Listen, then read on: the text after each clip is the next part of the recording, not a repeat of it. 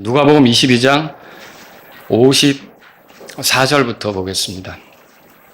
62절까지 보겠습니다. 그러자 그들이 그분을 붙잡아 끌고 가서 대제사장의 집으로 데리고 들어가더라. 이에 베드로는 멀찍이 떨어져서 따라가더라. 사람들이 공회당 한가운데 불을 피우고 함께 자리를 잡으니 베드로도 그들 가운데 앉았더라. 그런데 어떤 여종이 베드로가 불 곁에 앉은 것을 보고 그를 유심히 바라보며 이르되 이 사람도 그와 함께 있었도다 하더라. 이에 베드로가 그분을 부인하며 이르되 여자여 나는 그를 알지 못하노라 하더라. 조금 후에 또 다른 사람이 그를 보고 이르되 너도 그들 중에 하나로다 하더라. 이에 베드로가 이르되 사람아 나는 아니라 하더라. 약 1시간쯤 지나서 또 다른 사람이 확신하여 단언하며 이르되 참으로 이 자는 예수와 함께 있었으니 이는 그가 갈릴리 사람이기 때문이라. 이에 베드로가 이르되 이 사람아 나는 내가 무슨 말을 하는지 알지 못하노라 하더라. 그러자 아직 그가 말하던 때에 즉시 숱하게 울더라. 이에 주께서 돌아서서 베드로를 바라보시더라. 그리고 베드로는 그분께서 전에 자기에게 어떻게 말씀하셨는지 곧 숱하게 울기 전에 내가 나를 3번 부인하리라 하신 주의 말씀을 기억하였더라. 다 같이요. 이에 베드로가 밖에 나가 비통하게 울었더라. 오늘은 베드로의 넘어짐이 주는 교훈. 베드로가 이제 똑바로 서 있어야 되는데 넘어진 거예요. 이것을 통해서 우리가 얻을 수 있는 교훈에 대해서 이제 살펴보도록 하겠습니다. 오늘 제가 먼저 이 본문을 좀 여러분하고 이렇게 살펴본 뒤에 그 뒤에 여러분에게 이제 교훈이 되는 것들을 말씀을 드리도록 하려고 해요.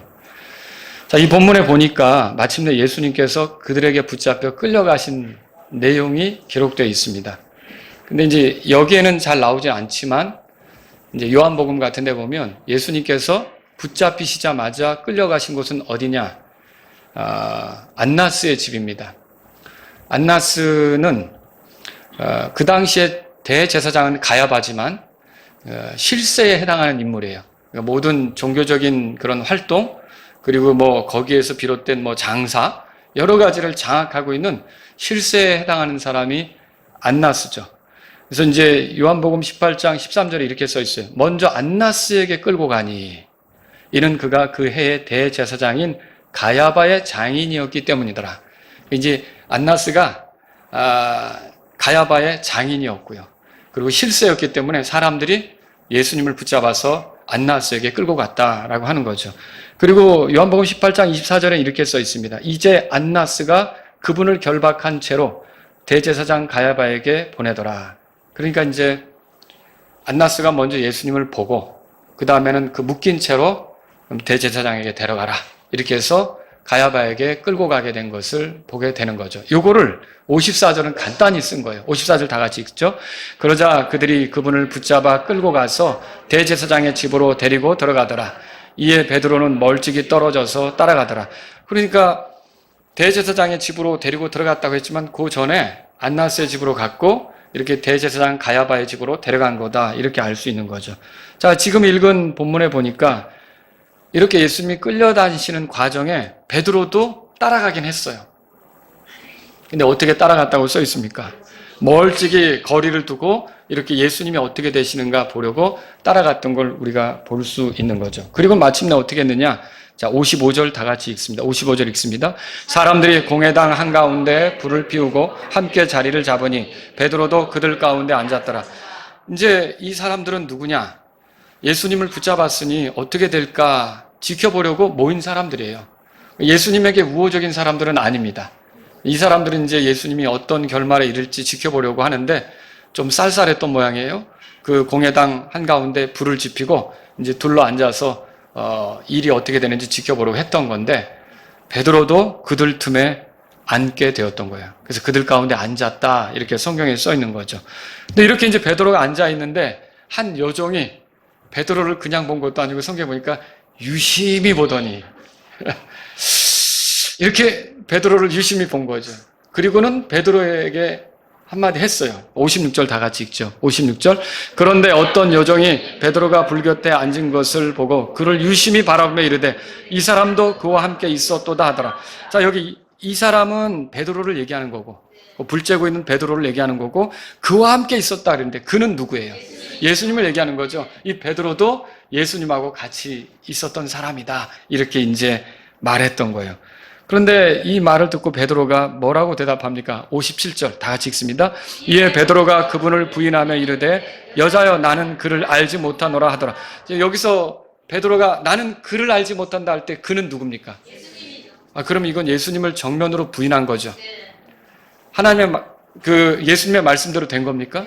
예, 예수님이 네가 나를 3번 부인한다 그랬는데 그 첫 번째가 이렇게 해서 이루어지게 된 거예요. 그래서 이 여자 앞에서 베드로가 예수님을 부인하게 되었죠. 그런데 조금 있다가 또다시 질문이 들어와요. 58절 다 같이 읽습니다. 조금 후에 또 다른 사람이 그를 보고 이르되 너도 그들 중에 하나로다 하더라. 이에 베드로가 이르되 사람아 나는 아니라. 너도 그들 중에 하나라고 그랬어요. 그들은 누구를 얘기할까요?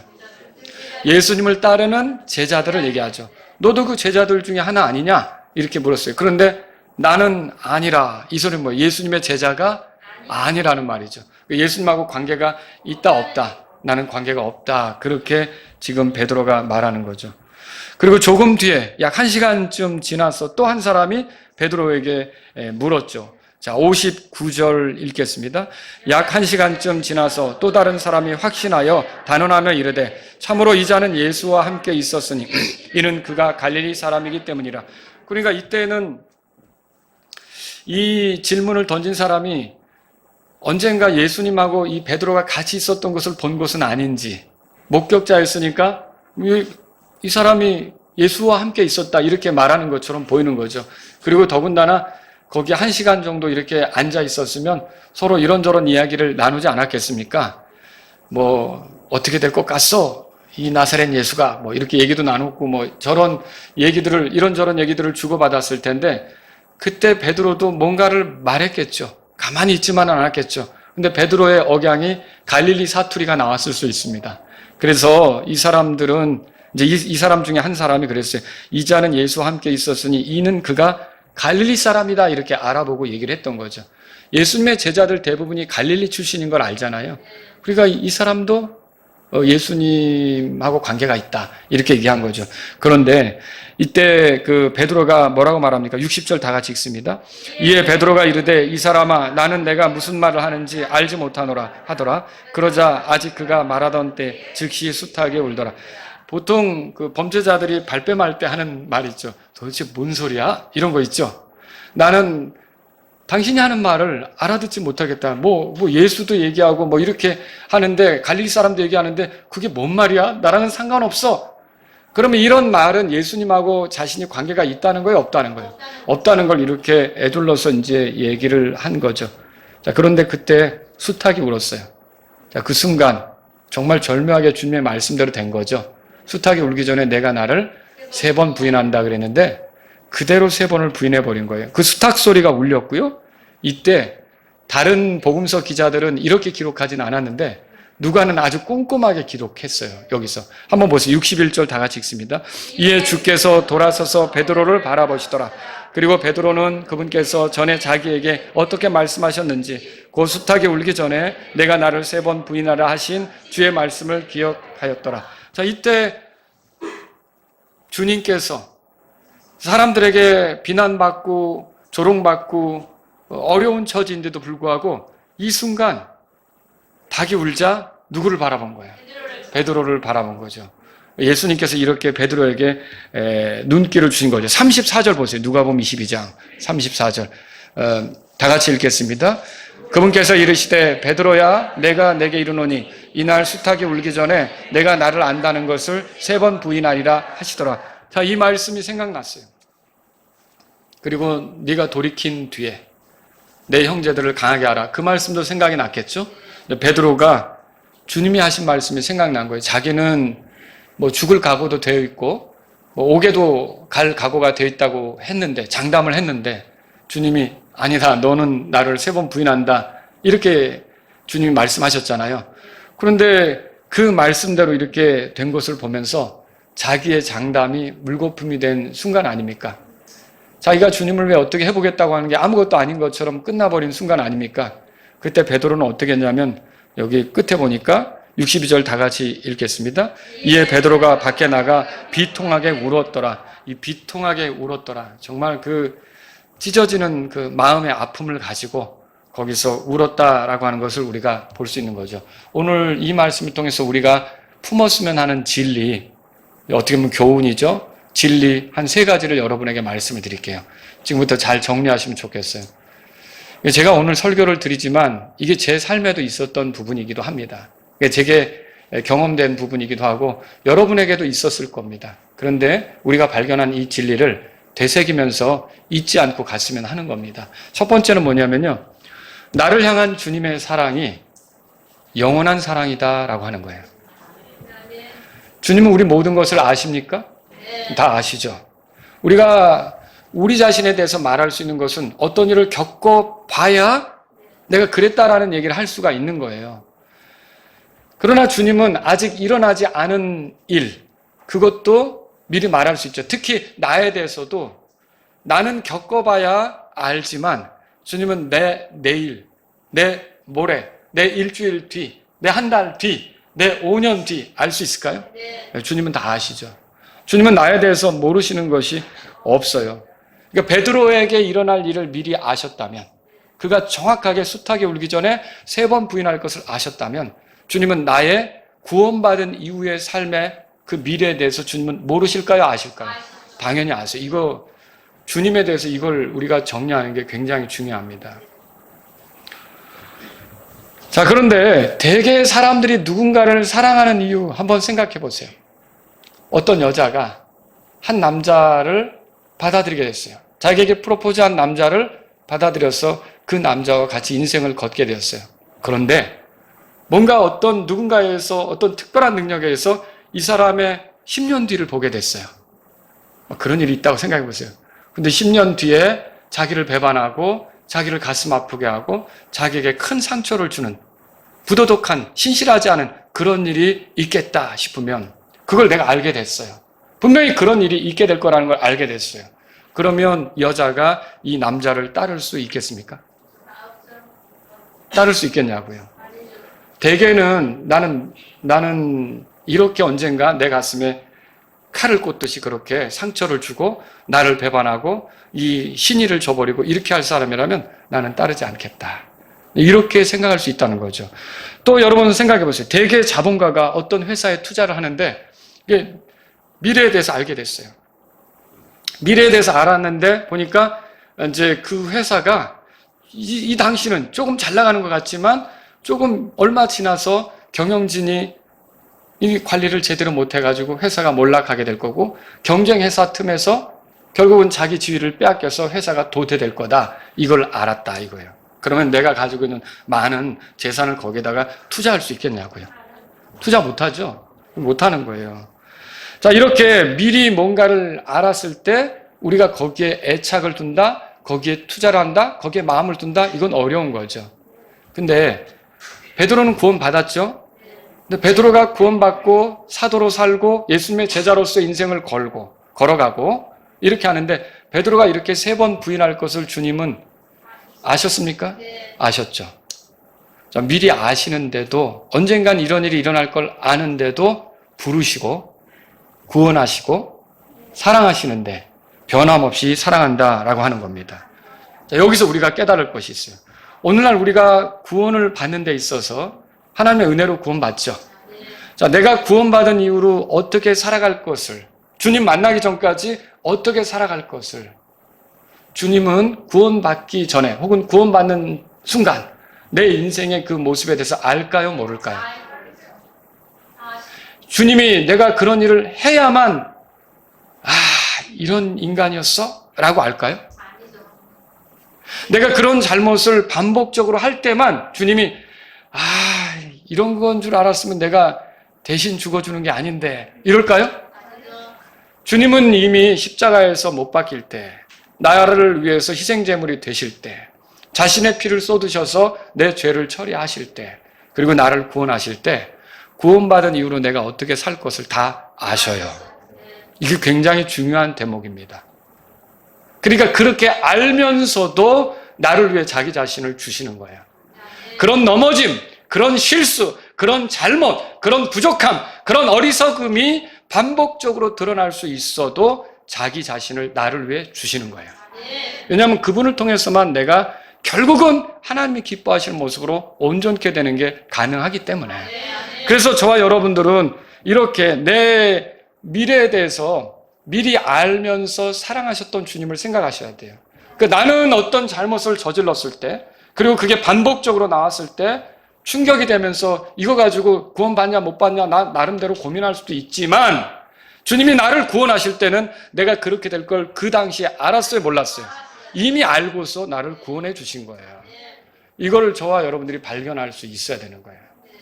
내가 어떤 잘못을 저질렀을 때 주님은 그렇게 살지 않기를 바라시지만, 어떻게 보면 그것이 몰랐던 일이 나타난 것처럼 주님은 그렇게 생각하시지는 않는다는 거죠.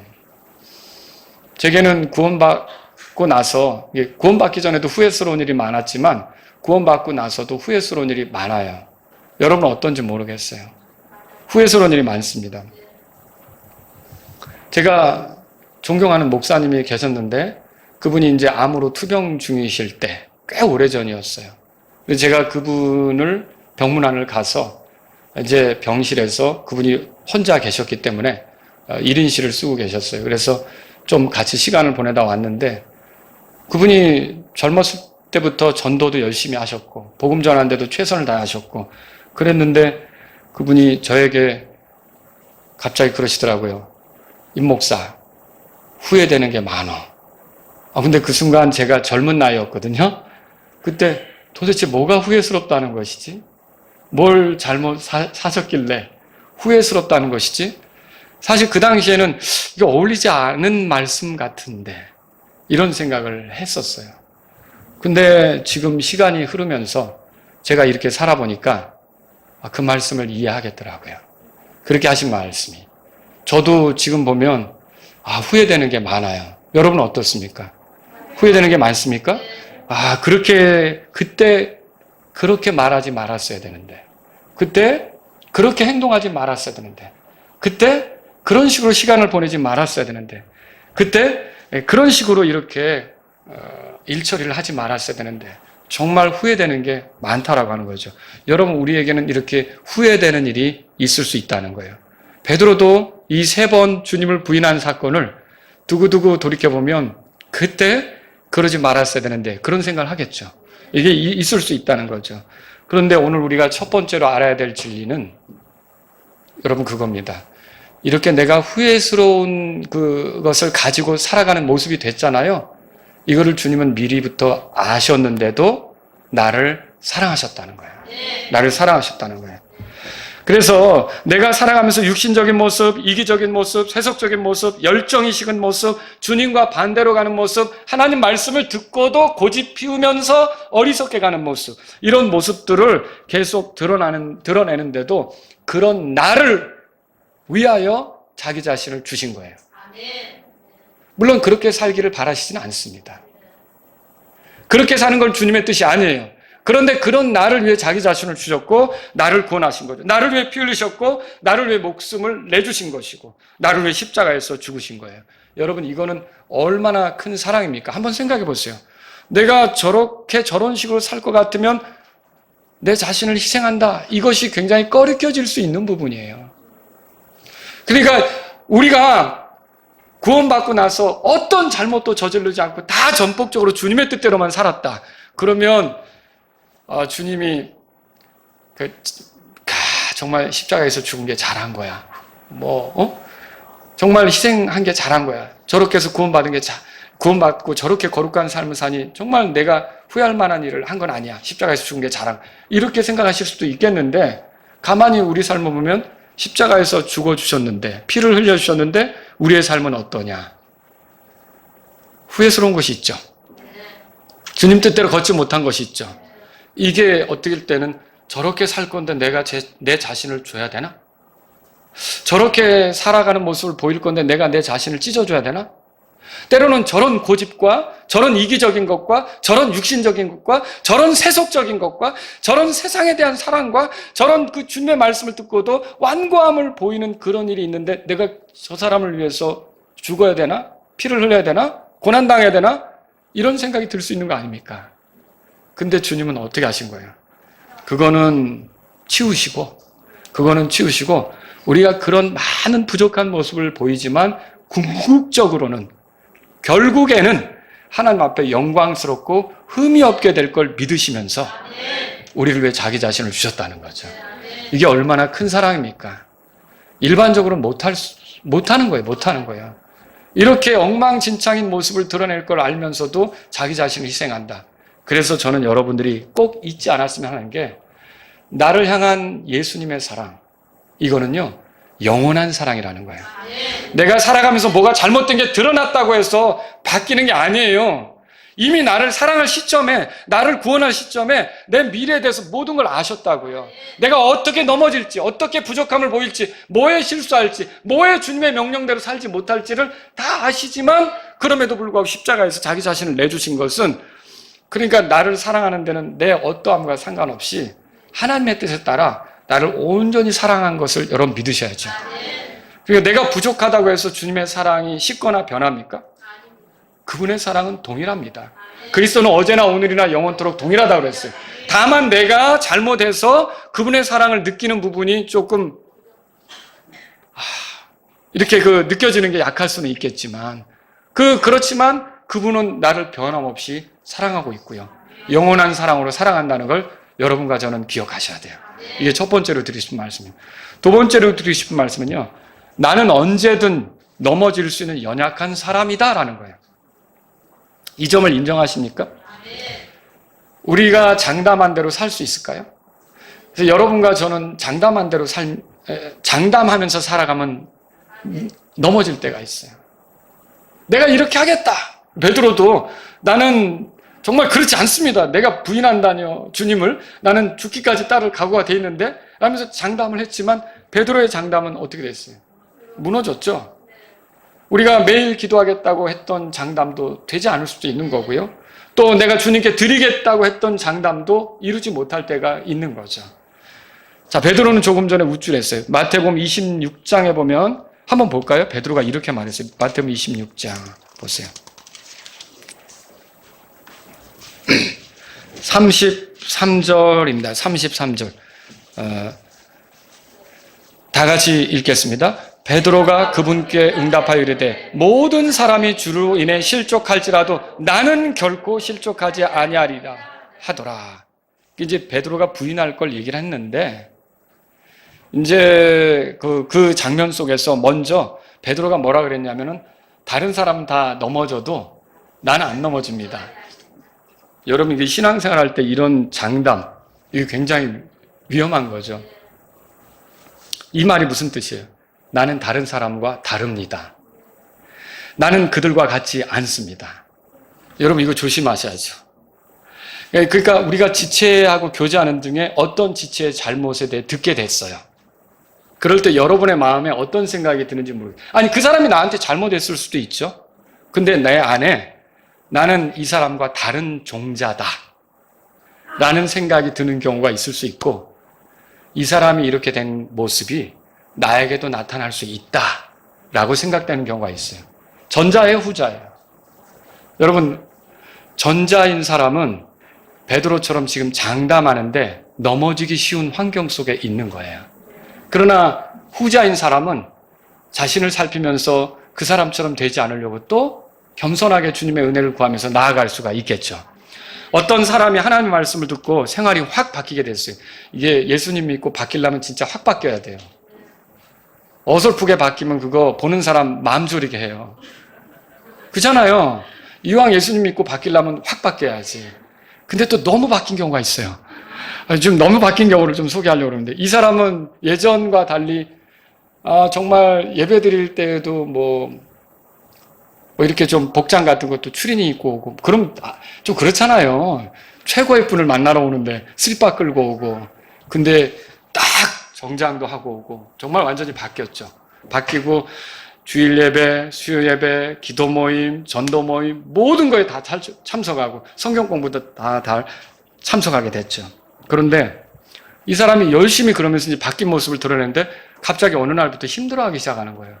그래서 이제 왜 힘들어하는가 이제 제가 상담을 하게 됐죠. 같이 나누게 됐죠. 근데 힘들어하는 거는 왜 다른 사람은 나처럼 기도 모임에 오지 않는가? 왜 다른 사람은 나처럼 전도 모임에 참석하지 않는가? 왜 다른 사람은 신앙생활에 그렇게 소극적이고 적당히 하는가? 좀 열심히 했으면 좋겠는데. 자, 이런 생각을 갖게 된 거죠. 많이 갔죠? 많이 갔어요. 갔는데, 그런데 그렇게 하다 보니까 이제 교제를 하면서 하는 말이 있어요. 교제를 하는데, 어쩌다가 이제 미지근한 사람하고 교제를 하면, 열심을 좀 내시죠, 형제님. 이렇게 말하기 시작하는 거예요. 또, 어떤 사람하고 또 얘기를 할 때면, 전도 좀 하시죠, 자매님. 이렇게 또 얘기를 하는 거예요. 또 어떤 사람에게는 그런 식으로 신앙생활 하는 건 아닙니다. 이왕 우리가 하려면 열심히 해야죠. 자, 여러분, 이게 어떻게 들릴 것 같아요? 못하는 사람에게는.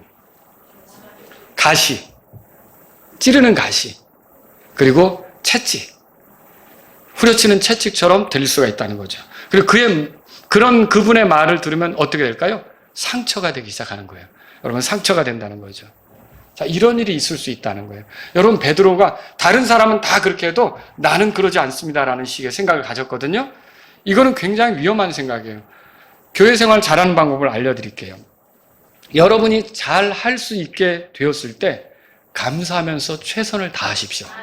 그리고 성실한 모습, 좋은 본을 보여주시면 됩니다.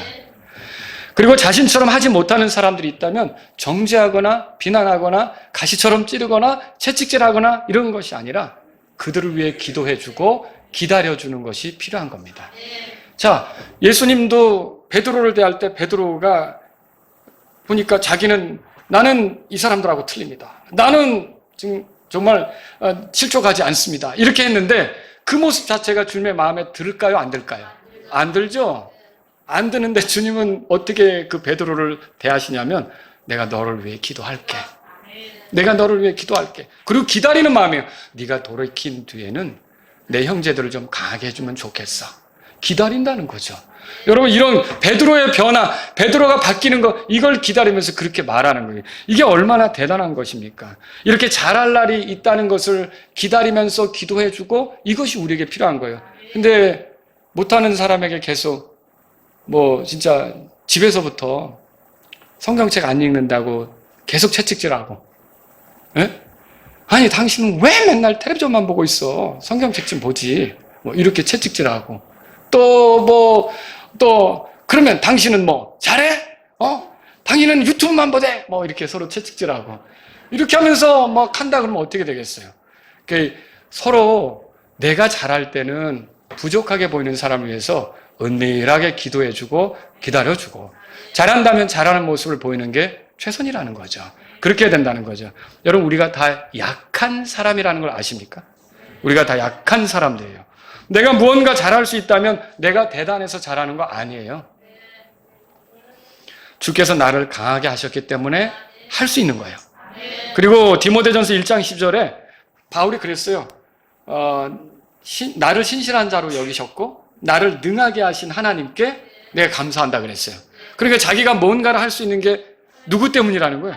하나님 때문이라는 거죠. 여러분, 고린도전서 15장 10절에 하나님의 은혜로 지금의 내가 되었다 그렇게 말하고 있어요. 그러니까 우리가 뭔가를 잘할 수 있는 거, 우리가 이런 변화가 나타나는 거, 남들은 못하지만 내가 전도할 수 있는 거, 남들은 예배에 모두 참석 못하지만 나는 모든 예배에 빠지지 않고 참석하는 거, 남들은 기도 모임에 못 오지만 나는 기도 모임에도 와서 기도할 수 있는 거, 다 하나님의 은혜예요. 하나님의 은혜라고요. 그런 걸 생각한다면 나는 이렇게 하는데 왜 저 사람은 이렇게 안 하지? 교회에서 제일 무서운 게 다 나처럼 하라는 거예요. 누구든지 나처럼 하라고. 내가 이렇게 하니까 다른 사람도 나처럼 하라고 하는 것이 굉장히 위험한 제시예요. 여러분, 우리는 어떤 할 수 있는 기회를 얻었을 때 하나님의 은혜로 이걸 하는 거라고 생각하고 하나님을 찬양해야 돼요. 그리고 못하는 사람이 있으면 우리가 좋은 본을 보여주고 위하여 기도하면서 기다려주고 이것이 최선이라는 걸 여러분과 저는 알아야 된다는 거죠. 베드로를 보며 우리도 얼마든지 넘어질 수 있다는 사실을 알아야 돼요. 베드로가 이 주님을 3번 부인하기 전까지 예수님을 열심히 따라다녔어요. 그리고요, 놀라운 일들도 행했죠. 그리고 또 예수님의 가르침도 얼마나 열심히 들었어요. 조금 전에 그 주의 만찬 자리까지도 가졌잖아요. 그리고 주님이 막 발 씻겨준다고 그러고. 처음에는 그러니까 이게 안 된다고.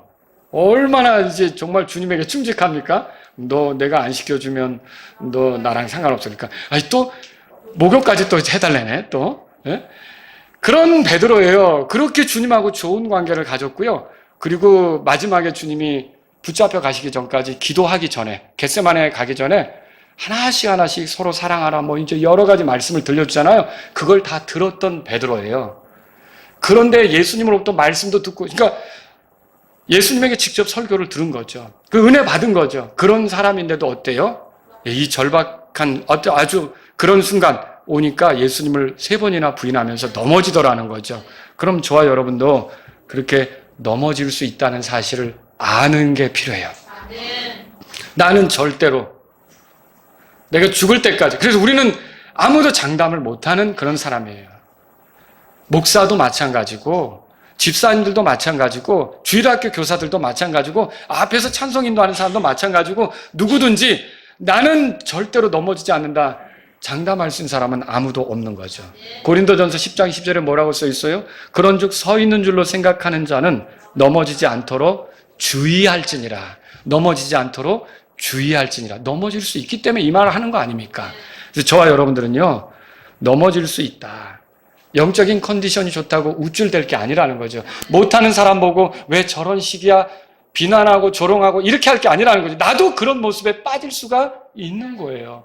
그러니까 그 모습이 보이면 그 모습을 벗어나도록 그를 위해 기도해 줘야 되는 거고 또 나도 혹시 그런 모습이 되지 않도록 하나님 앞에 겸손하게 기도해야 되는 거죠.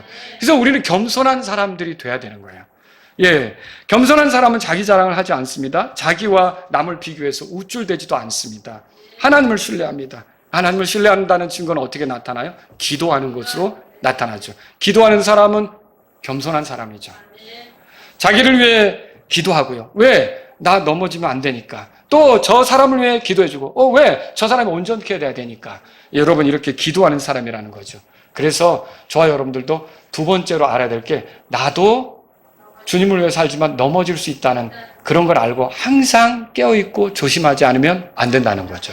세 번째로 드리고 싶은 말씀이 있어요. 세 번째로 드리고 싶은 말씀은 내가 넘어져도 완전히 끝나지 않는다는 거예요. 이게 알아야 될 진리예요. 마귀는 우리를 쓰러뜨리려고 하죠. 우리를 쓰러뜨려서 아예 싸움을 끝내려고 합니다. 싸움을 끝낸다는 말은 뭐냐면 주님을 위해 살아볼 용기 이걸 완전히 꺾어버리려고 해요. 그래서 주님을 위한 열심 이걸 다시는 내지 못하게 만들려고 해요. 그래서 점점 뒷걸음질 쳐서 주님과 거리 두고 살아가도록 만들려고 하는 게 마귀의 전략이거든요. 마귀는 우리의 구원을 뺏을 수는 없어요. 마귀는 우리의 구원을 뺏을 수가 없다고요. 여러분 지금 사탄이 이렇게 이제 예수님의 제자들을 시험하고 이렇게 했지만 예수님의 제자들이 구원을 잃어버린 건 아니잖아요. 마귀는 우리의 구원을 빼앗아 가지는 못해요. 그런데 우리의 숨통을 끊듯이 말하자면 주님을 위한 열심, 주님을 위한 삶 이런 것들을 완전히 꺾어버리려고 하죠. 근데 여러분 여기서 절망하지 않도록 말씀드리는데 잠언 24장 16절에 이렇게 써 있어요. 이는 의인은 7번 넘어질지라도 다시 일어나려니와. 믿으십니까? 의인은 구원받은 사람을 얘기하는 거예요. 모든 죄들을 용서받고 의롭다 칭함을 받고 하나님께서 의로운 위치에 있게 한 그런 사람들을 의인이라고 하는데 의로운 자는 7번 넘어져도 다시 일어나려니와. 하나님 말씀이에요. 여러분 마귀가 우리에게서 얻어내려고 하는 것은 예수님을 등지는 건데 하나님을 저버리고 살아가는 건데 구원받은 우리가 하나님의 손에서 완전히 벗어날 수는 없어요. 근데 이제 자기 멋대로 살면서 고집 부리고 회개하지 않고 세속적이고 막 이런 건 오래 가져갈 수가 있겠죠. 그런데 베드로처럼 우리가 이게 한 번이 아니라 3번이나 나오잖아요. 그러니까 저도 가만히 돌아보니까 어떤 잘못은 반복적인 게 있더라고요. 여러분도 그러지 않습니까? 꼭 그 상황이 되면 반복적으로 잘못하는 게 있을 수 있다는 거죠. 근데 베드로도 그런 거예요. 그런데 이때 주께서 베드로를 바라보신 게 정말 기가 막힙니다. 절묘한 거죠. 자, 주님은 지금 결박당한 채로 끌려와 존중받지 못하고 있습니다. 사람들의 비난과 조롱 속에서 주님이 아주 힘든 순간을 맞이하고 있는데도 그 순간 누구를 생각하는 거예요? 와, 이게 나도 힘든데 그 꺾이요 하고 숱하게 우니까 누구를 향해 고개를 돌린 거야? 베드로를 향해 고개를 돌린 거죠. 이거는 주님의 마음속에 누구에 대한 생각이 있다는 거예요? 여러분과 제가 주님의 마음에 늘 있다는 걸 믿으세요. 우리가 부족해도 주님의 마음에는 우리가 늘 있는 거예요. 여러분, 대제사장이 지성소에 들어갈 때 이 흉패를 가지고 들어가는데 보석이 있잖아요. 보석에 그 12보석이 있는데 이게 보석에 이름이 새겨져 있죠? 누구 이름이 써 있습니까? 이스라엘의 12 아들들의 이름이 써 있잖아요. 12지파 이름이 써 있잖아요. 대제사장이 이 이름을 가지고 중보하러 들어가는 거잖아요. 여러분, 우리 주님의 마음에 우리가 있다는 걸 의심하지 마세요. 우리가 넘어진 순간에도 주님의 마음엔 우리가 있어요. 우리를 위해 변호하시는 거예요. 이게 얼마나 놀라운 겁니까?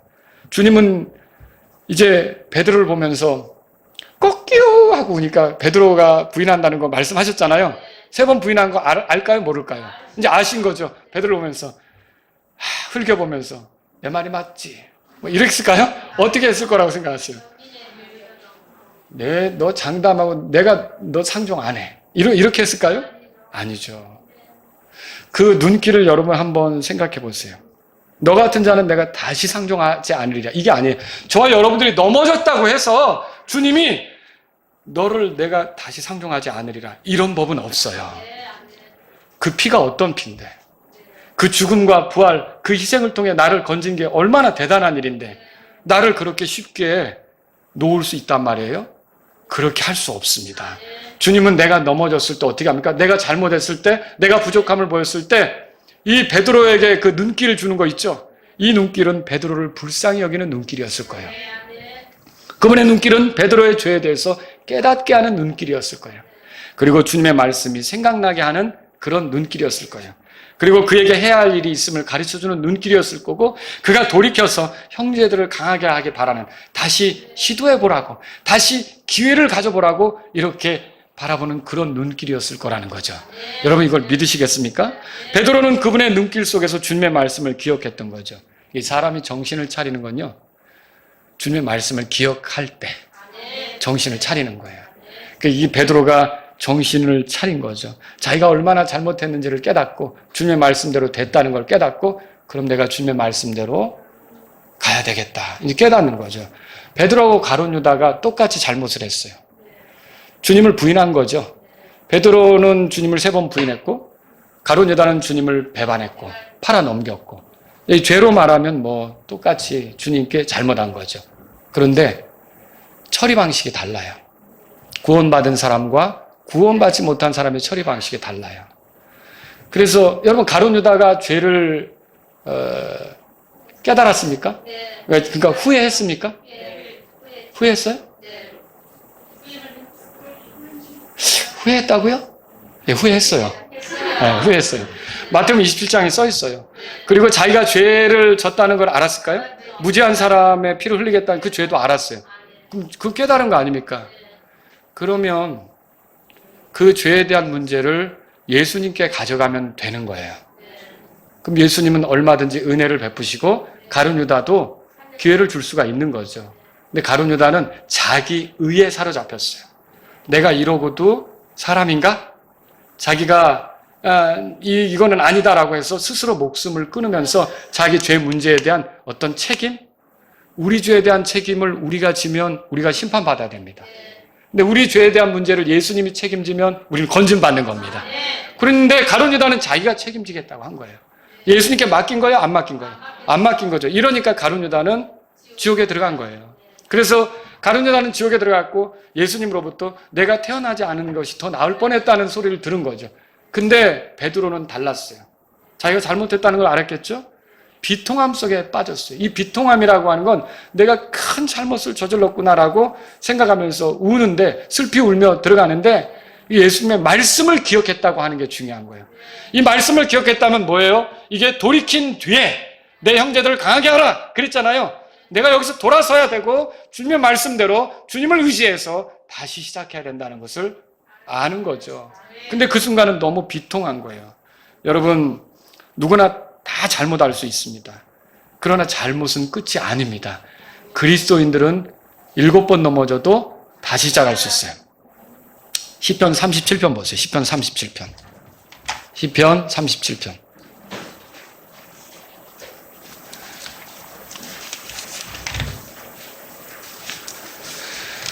시편 37편입니다. 거기 보시면 23절에 주께서 선한 사람의 걸음을 정하시고 그분께서 그의 길을 기뻐하시는도다. 여러분, 구원받은 사람들의 삶, 이거를 주님께서 이끌어 주시는 거예요. 그런데 24절 다 같이 읽습니다. 24절 찾으셨죠? 읽겠습니다. 그가 넘어질지라도 완전히 쓰러지지 아니하리니 이는 주께서 그분의 손으로 그를 붙드시기 때문이로다. 아멘. 여러분, 선한 사람은 넘어져서 끝나는 게 아니에요. 그래서 제가 여러분이 구원받았다면 살아가다가 그래서는 안 되는데 약하기 때문에 넘어질 수가 있거든요. 그럼 그게 끝이 아니라고 보셔야 돼요. 다시 일어날 수 있다고 보셔요. 누구 때문에? 예수님 때문에. 우리를 위해 죽으시고 부활하신 예수님, 우리를 위해 피 흘리신 예수님, 살아계셔서 우리를 위해 변호하시는 그 예수님 때문에 우리는 다시 시작할 수 있다고 믿어야 되는 거죠. 그러면 어떻게 해야 되겠습니까? 베드로가 비통함 속에 슬피 울며 나아갔던 거 있잖아요. 그런 것처럼 우리도 내가 어떻게 주님을 믿는 사람으로서 이렇게 살았었는가? 그러니까 왜 사람들이 회개하지 못하고 변화가 나타나지 않습니까? 자기의 세속적인 삶에 대해서 비통함이 없는 거예요. 자기가 육신적으로 산 거에 대해서 비통함이 없는 거예요.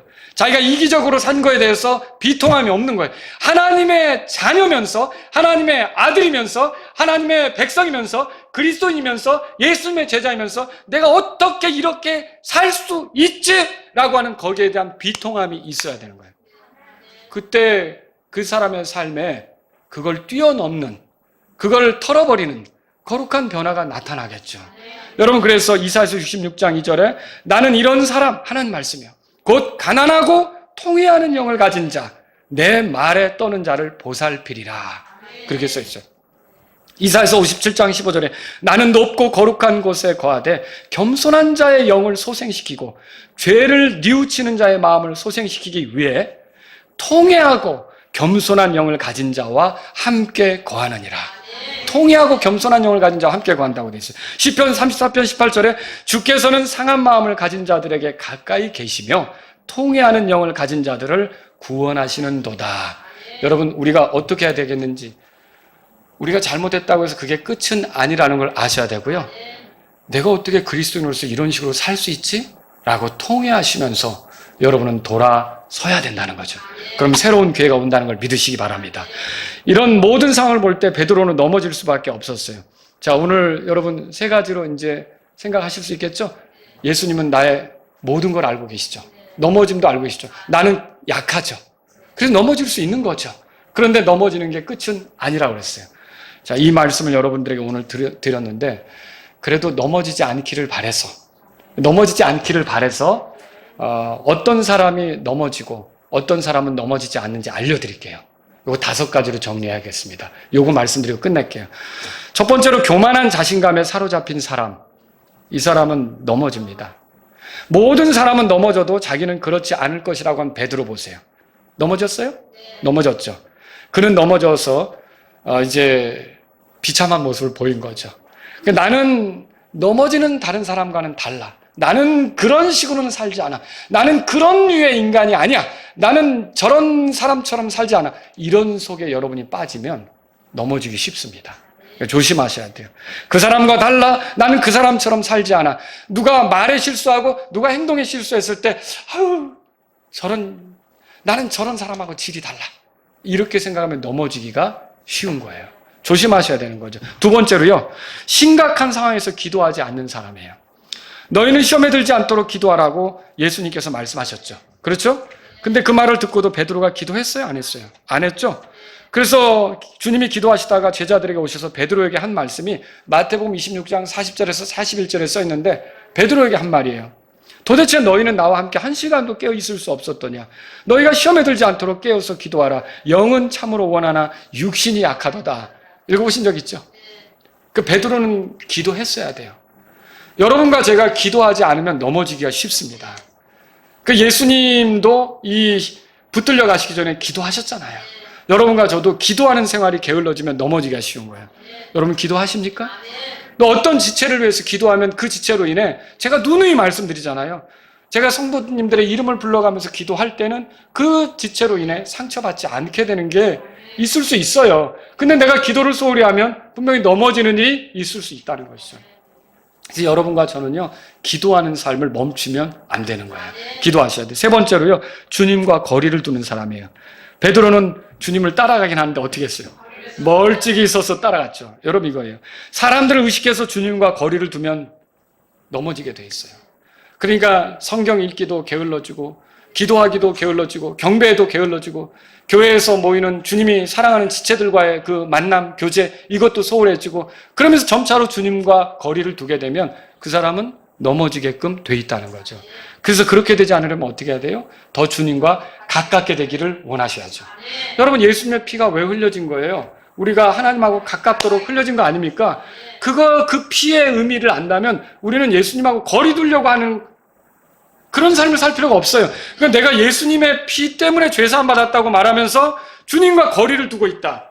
그런 그 피를 믿는 것을 삶으로 드러내지 않는 거죠. 넘어질 수밖에 없는 거예요. 네 번째로요, 앉으면 안 되는 자리에 앉아 있을 때 넘어집니다. 여러분 이거 조심하셔야 돼요. 복 있는 사람은 조롱하는 자들의 자리에 앉지 않는다고 시편 1편에 써 있어요. 그죠? 근데 베드로는 지금 예수님을 대적하는 사람들 그 틈에 앉아서 따뜻하게 불을 쬐려고 지금 있는 거예요. 물론 이제 예수님을 지켜보려고는 하겠지만, 그런데 보세요. 예수님을 대적하는 자들 틈에 앉았는데 이게 베드로에게는 어울리지 않는 자리였다라고 하는 거죠. 그래서 이게 내가 어울리지 않는 자리에 계속 있다 보면 거기서 넘어지는 기회를 만나게 된다는 거죠. 내가 있을 곳인가? 여러분 그래요. 나는 술 안 마실 거야. 내 친구들을 만나도 동창회 가도 나는 술을 안 마실 거야. 요즘 동창회 추천하지 않습니다. 예? 동창회 가면 뭐 술 마시고 또 2부, 2차, 3차 막 이렇게 하면서 막 하는데, 근데 나는 술 안 마실 거야. 그래도 가다 자꾸 어울리다 보면 어떻게 될까요? 세속적인 것에 영향을 받을 수밖에 없는 거예요. 여러분들은 조심해야 되는 거죠. 다섯째로요, 사람을 두려워하는 사람입니다. 베드로는 자기 상황이 불리하다는 걸 알았어요. 모두가 예수님을 반대하는 상황이었는데 그 순간 사람들이 두려워 마치 자기가 그들과 한패인 것처럼 행세를 한 거예요. 이건 아니죠? 당당했어요? 당당하지 못했죠? 여러분 성경에 이렇게 써 있어요.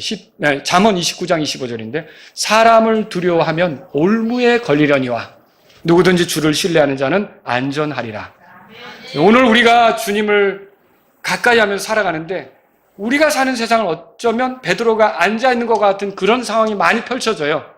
어쩔 수 없이 피해야 하는데 그게 안 되고, 내가 간 학교에서 유학을 갔는데 학교의 학생들이 다 무신론자고 이제 하나님에 대해서 외면하고 이럴 수 있잖아요. 내가 어디로 멀리 출장을 갔는데 출장터에서 일하는 환경이 그 교회도 없고 다 하나님도 모르는 사람이 있을 수 있어요. 내가 군대에 갔는데 군대에서 생활하는데 거기 어떻게 신앙생활하고 구원받은 사람 나밖에 없는 것 같고, 그런 환경이 있을 수 있겠죠. 근데 그런 환경이 있을 때 여러분과 저는 사람을 두려워하면 안 돼요. 자기 정체를 정확히 드러내야 돼요. 내 정체가 뭡니까? 나는 그리스도인이에요. 나는 하나님의 자녀예요.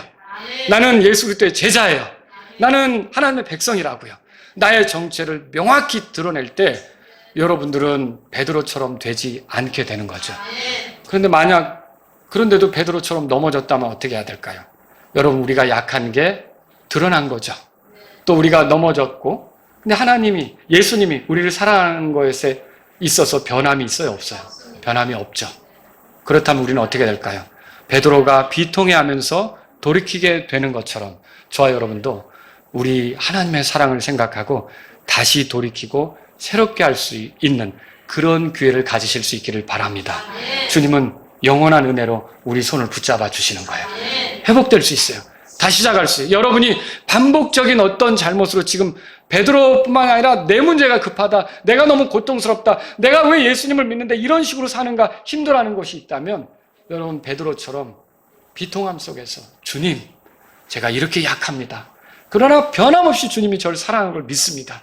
저는 다시 시작하고 싶습니다. 주님 저를 도와주십시오.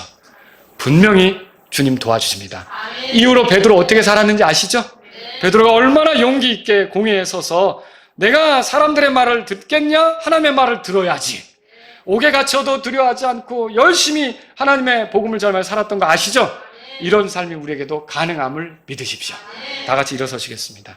오늘 이 말씀을 들으신 여러분 가운데 하나님, 이렇게 내가 약한데도 변함없이 사랑해 주셔서 감사합니다. 나 주님께 어울리는 삶을 살기 원합니다. 이런 분이 있다면 이 시간 주님 앞에 나아가십시오. 주님, 베드로뿐만 아니라 나에게는 반복적으로 나타나는 잘못이 있습니다. 어리석음이 있습니다. 주님, 내가 이것으로부터 벗어나서 베드로가 돌이킨 뒤에 자기 형제들을 강하게 하는 것처럼 저도 주님의 교회를 강하게 하고 성도들을 강하게 하고 주님께 맞추어 살기를 원합니다. 이런 분이 있다면 이 시간 주님 앞에 나아가십시오.